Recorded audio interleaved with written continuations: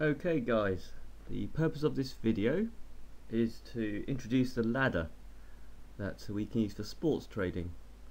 Now this is a screenshot, it's not a live version of the ladder because I can't trade and talk at the same time. Last time I tried that it was rather expensive because I wasn't paying attention to the ladder.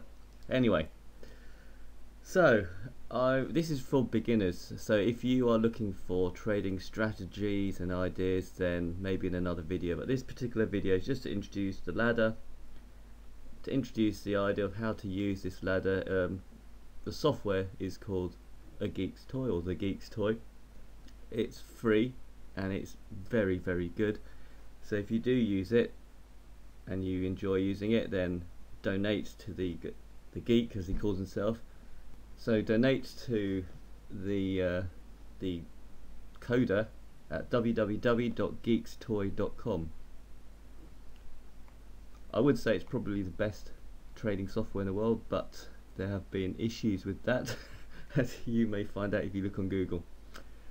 Okay, so as you can see from this, there are a number of areas. It looks quite confusing, but what I'll do is I'll try to go through each of the columns and each of the areas that are useful for trading.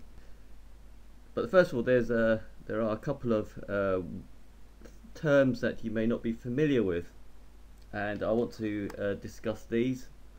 The first one is the notion of backing versus the notion of laying. So what do I mean by backing? Well, as you probably heard, you may back a horse. So if you think the horse is going to win, you back the horse. Now, in order for you to back, someone has to lay the bet, and that would normally be the bookie.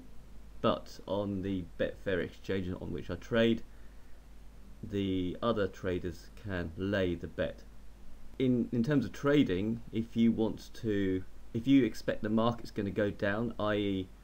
the probability of the event, for instance in this case Napoli, I don't know how you pronounce it, Napoli, I've no idea, sorry, is going to win the game, then you would place a back bet, and then you expect it to fall, and then you place a lay bet to close the bet.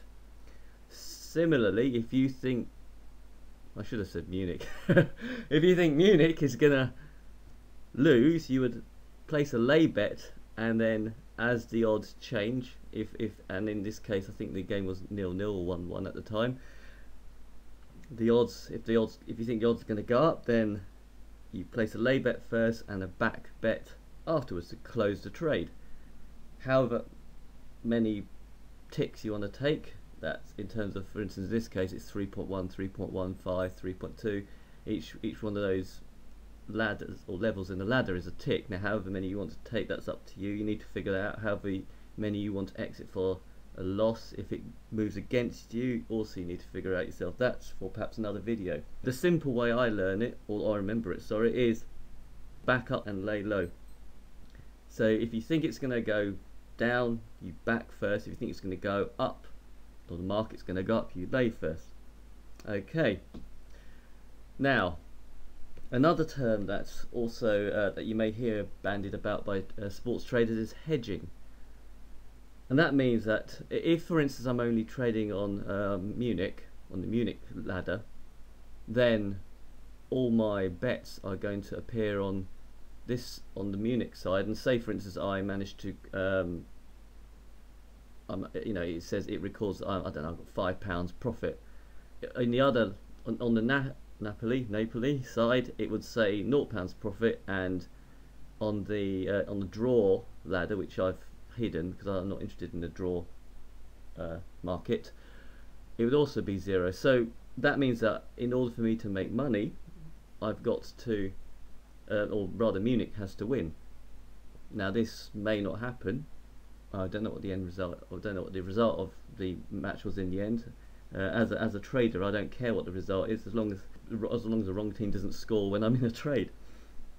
Now hedging means that the system, the toy, will compute the correct value to place as a bet on the ladder that you've been trading on, such that whatever the outcome, you will earn the same amount. Now in this example, if you look in column 6 on either ladder, you will see that there's a green set of numbers, and that's because I've been trading on both sides, and I've hedged so that there's about £5 on the Napoli side and £2 on the Munich side. And because of the way the system works, it's basically 5 plus 2 gives me £7 approximately. So although the draw side is, or the draw market's hidden, there'll be probably £7.41 or £7.39 one of them. And you can see Munich and Napoli is also, irrespective of whether basically irrespective of whether or whoever wins or whether it's a draw, I will get £7 less, £7 plus less commission. Okay, I think that's hedging covered. So the different columns of the ladder, I should go into that in a bit more detail. Now you should be able to see my cursor. It's a nice big arrow for you.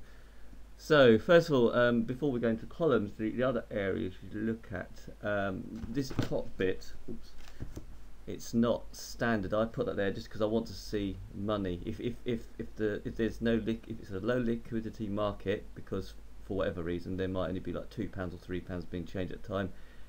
If I'm in a trade, it's going to take ages to get out quickly, especially if the wrong team has the ball and manages to score a goal. So I need high liquidity, and that's why I have this.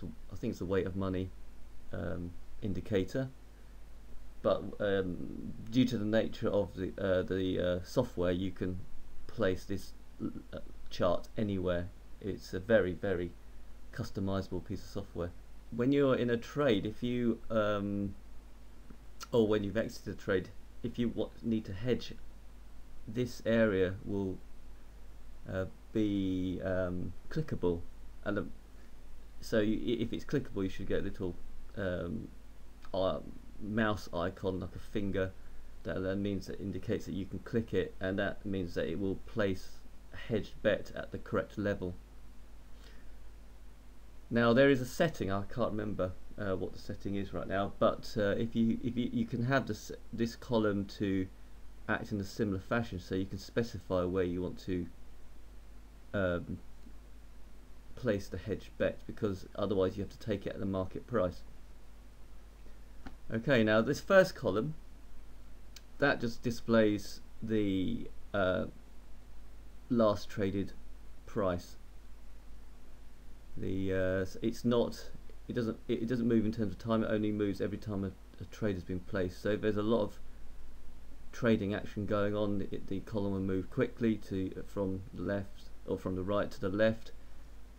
If the market is really slow, it'll take ages. It's not a time-based graph, but it gives you an idea of areas perhaps where there's support, for instance here, and resistance here. Okay, this column is the lay column. So if you want to place a lay bet, you would say if you want to take the market price, you would click here or double click here to confirm, and it would take the price at £3.25. Or you can place an order, and if you think the market is going to move down a bit to match your order, you can place an order here and at 3.1, and if the market falls down to 3.1 before bouncing back up, then you can scalp that way. And this obviously is the current price of the market, or the odds in decimal format. This is the back column. So if you want to place, if you want to back at 3.1, you can take the market price up to £536 at the moment. So you just double click there, and it'll take it. You can place a bet right there. Or if you think the market's going to go up a bit before falling, you can then place a back offer here and wait for the market to reach there before it hopefully moves in your direction. This column is the total matched since the start of the market. And then finally, as I said, this is it's how much profit you've made. But if you're in a trade, the numbers will change or vary depending on, and it will give you an option to hedge at different levels. And obviously, the further away from your entry price, the more money that you'll be able to hedge with. Okay. Now, one thing I should talk about, just for beginners, is if you place an offer. There's a little bonus bit of information. And say you place an offer there of £5, you'll see it will say 5, or that's the way I've set it up. Now, if say for instance you want to move it up, you just click and then you drag it to the next level and then let go, and it will just move the offer up a level. And similarly, if you had a lay offer here and you wanted to move it down or indeed up, then you just click and drag it and then let go, and it will move it. If you want to cancel an offer, then you just click once and that will cancel it. So I think that's it for today. I'm not sure what else a complete beginner would be interested in knowing about when dealing with the ladder, because it is quite overwhelming, as I say. So thank you for listening, and sorry for all the umming and ahhing.